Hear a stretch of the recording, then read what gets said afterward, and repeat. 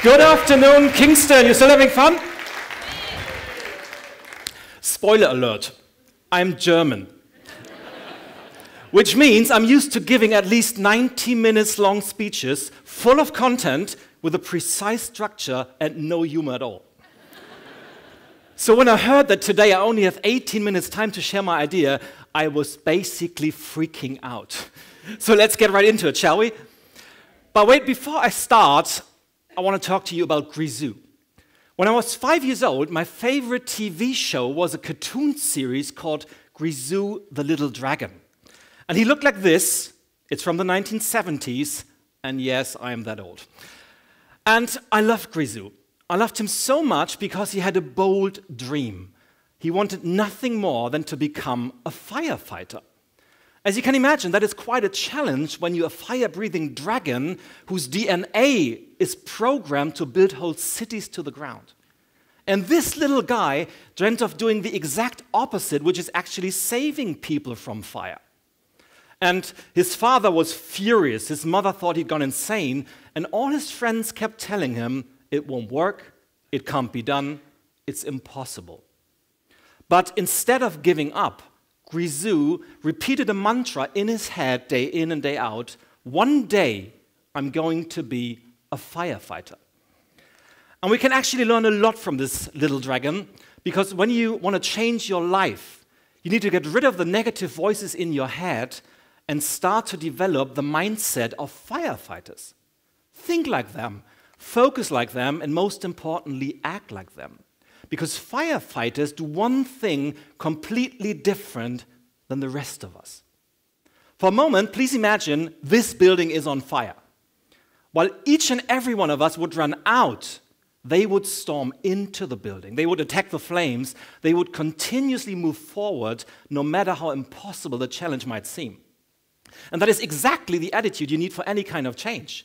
And no matter what the gurus tell you, it's totally normal to have doubts, to be uncertain, to feel afraid. What's far more important is, how do you deal with these emotions? You can be like a rabbit in front of the headlights, or you can be a firefighter and attack your fears. And in my daily job, as you just heard, I'm doing exactly that. I'm helping people achieve what they really dream of. And I'm not talking about those standard dreams like being successful, having a great job, 2 kids in a house, yada, yada, yada.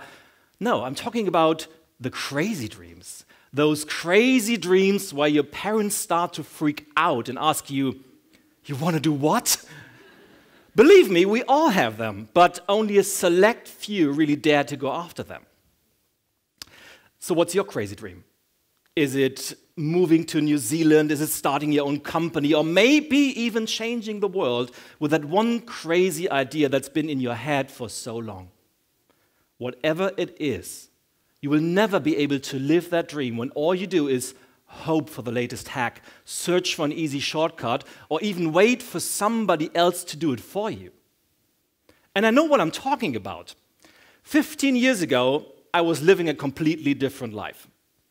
That's me, by the way. And back then, I was working as a corporate manager, busy storming the career ladder, and if you would have seen me from the outside, you would probably have described me as highly successful. But on the inside, I was totally frustrated because I had this dream of becoming an entrepreneur and starting my own company. But instead of taking the necessary action, I let myself get paralyzed by these voices in my head that kept telling me, it won't work, it can't be done, it's impossible. And so I half-heartedly tried a few things out, but always found a good excuse why it wasn't the right time. And today, I know why. Because subconsciously, we avoid anything that threatens our core values. And our core values, they are the reason we don't go for that brilliant opportunity. We don't chase that idea, and we don't take the necessary actions. And these values are the main driving force in our lives for everything we do, and of course also for what we don't do. And I'm not talking about those nice-sounding, fluffy values we write down on a piece of paper because we want to have them in our lives. I'm talking about the values that shape and define our identity, the ones we really live on a daily basis.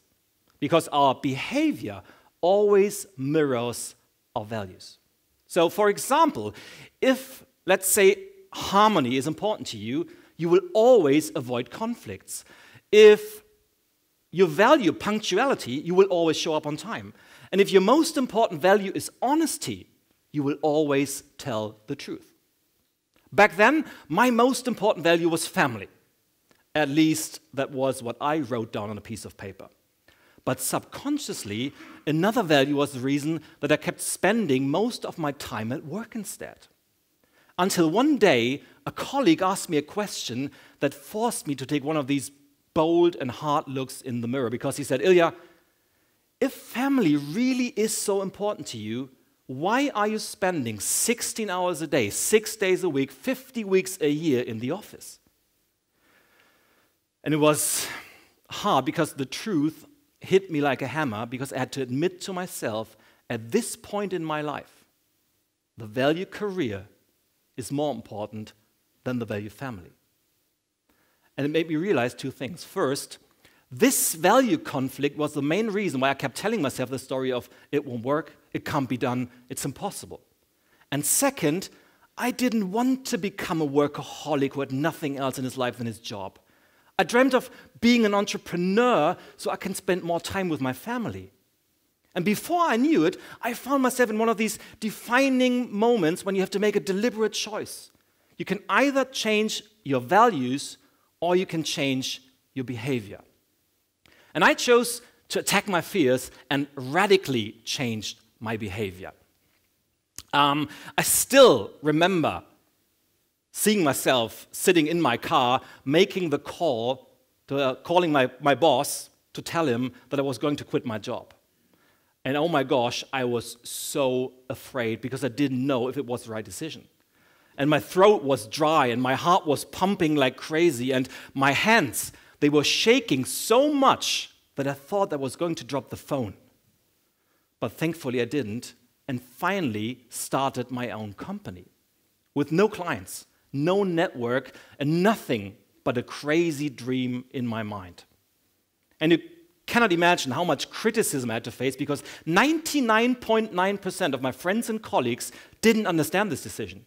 And at least once a day, one of them reminded me, Ilja, how can you throw away your great career for this crazy dream? We all agree that this was stupid, and we predict your company won't last longer than a few weeks. And of course, I tried the best I could to ignore the naysayers, but the start was tough indeed. And I vividly remember giving my first workshop in a youth hostel in Berlin in front of 3 people. And 2 of them were friends of mine who were invited for free. Every single night, I couldn't sleep because I worried so much if I would financially survive another day. But instead of giving up, I changed my story to, I'm going to be a firefighter, and I embraced my core values. I even took it a step further and developed this business plan here. It's totally torn apart right now, and it looks like this. It's German efficiency. Yeah. And this business plan is based on 4 non-negotiable core values, which have been the foundation for all my strategies, all my goals, and all my tactics ever since. And for me, they are, first, self-determination. I need to be able to act on my own. Second is purpose. Life is just too short to spend it with stuff that doesn't have a meaning. Third is giving back. Everything I do is focused on serving others, my clients, my family, people in need, and of course, today, you, my audience. So thank you for showing up and listening to me. And the fourth one is fun. I just love the feeling of coming home after a fun and long day of work and thinking to myself, wow, and I even got paid for doing that. Obviously not today. So, what are your core values that you're just not willing to negotiate? It's worth giving this question some serious thoughts, because when you start to embrace your values, something magical starts to happen. Before every major decision, before every possible project, before every business opportunity, I ask myself these 4 questions. Am I able to act on my own? Does it have a meaning? Do I give back? and will it be fun? If the answer is yes, I know I'm good to go.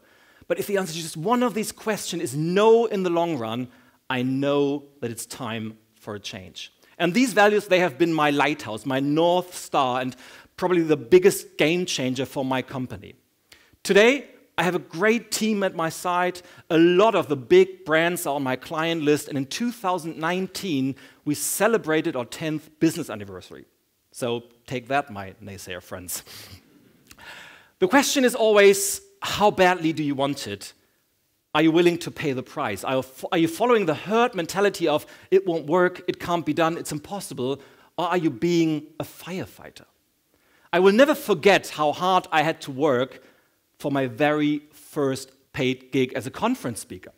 Way over 1 year, I was positioning myself. I was approaching potential clients, calling speaking bureaus without a single result.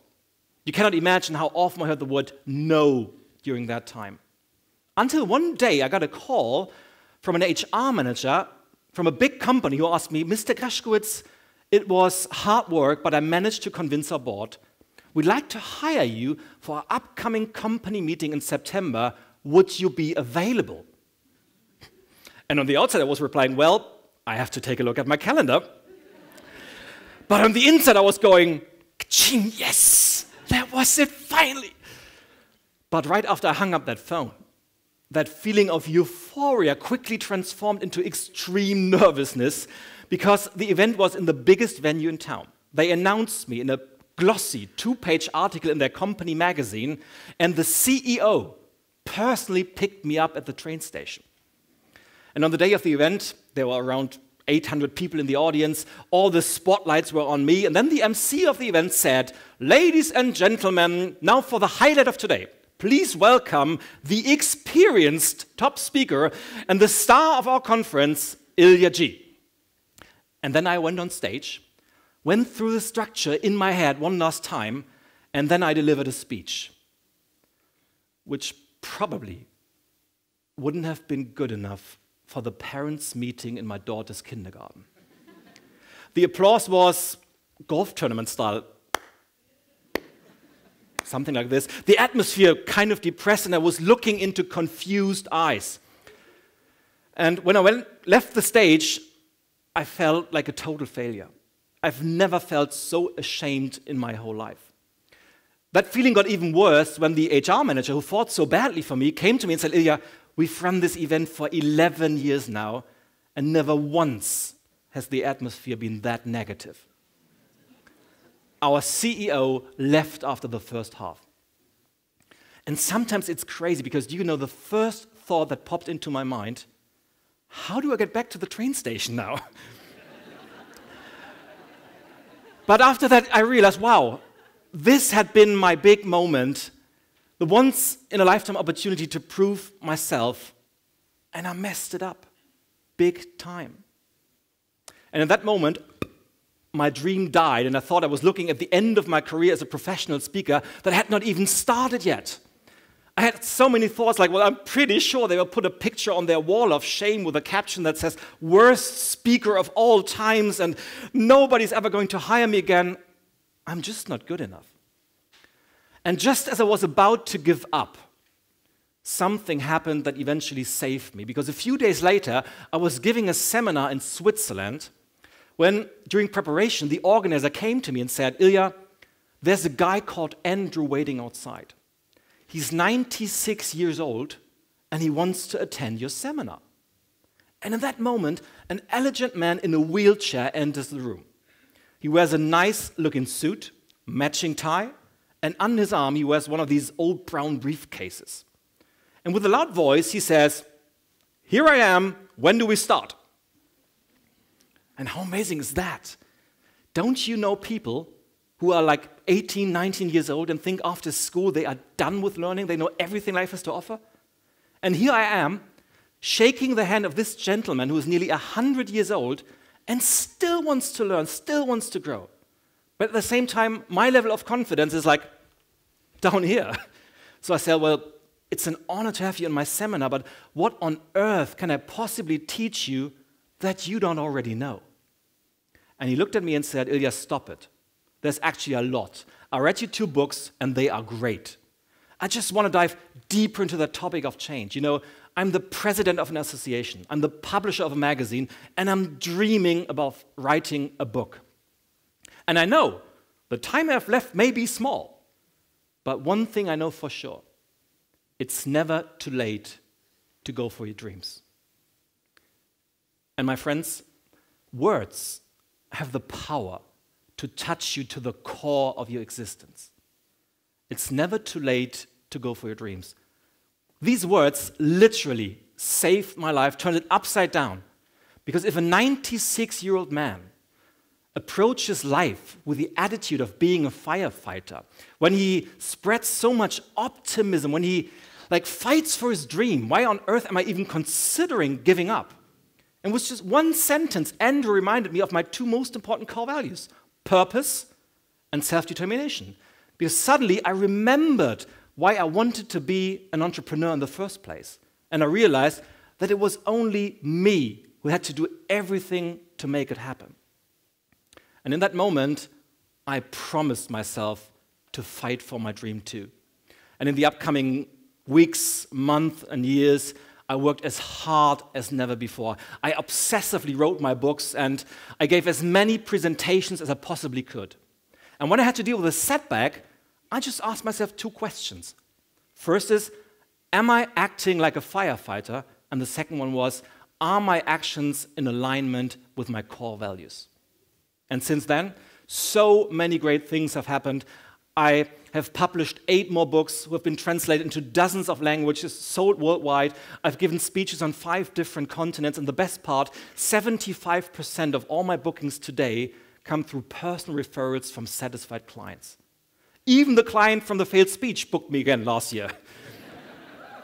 And not because I'm overly talented, but because I chose to be a firefighter every single day.